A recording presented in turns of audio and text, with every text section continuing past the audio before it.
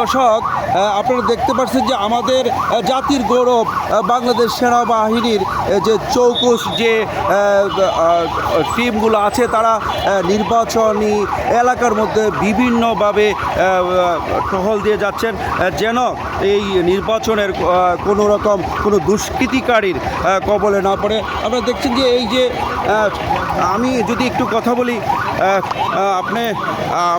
আমি যদি একটু কথা বলি প্লিজ স্যার, আমি যদি আপনার সাথে একটু কথা বলি, আপনি আজকে টঙ্গী গাজীপুর এলাকার মধ্যে অবশ্যই ডিউটিরত অবস্থা আছেন, আপনার চোখে কি কোনো রকম কোনো দুষ্কৃতিকারী কিংবা কোনো কেউ কি এটা ধরেন ওইদিকে আপনি কি দেখেছেন স্যার?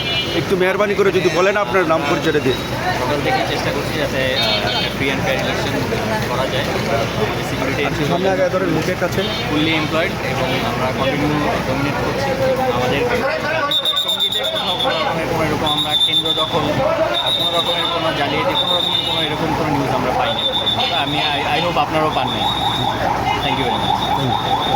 জি, আপনাকে ধন্যবাদ আমাদের 71 খবর টিভির সাথে থাকার জন্য।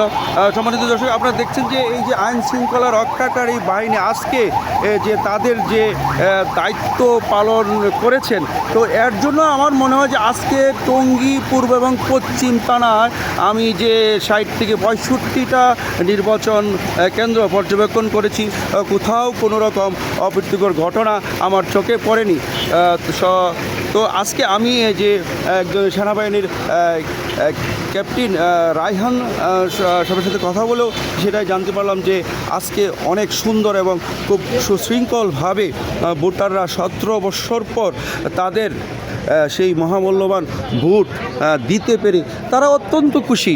এবং প্রত্যেকটি নেতাকর্মী, বিভিন্ন দলের নেতাকর্মীর সাথে আমার কথা হয়েছে, আমি ক্যাপ্টেন রায়হান সাহেবের সাথে কথা বলেছি, উনিও বলেছেন দেখেন আমাদের এই যে আইন শৃঙ্খলা রক্ষাকারী বাহিনী ওরা অক্লান্ত পরিশ্রম করে আজকের সেই দ্বাদশ জাতীয় সংসদ নির্বাচনকে সুষ্ঠু এবং সুন্দরভাবে করতে পেরেছে বলে আমার মনে হয়।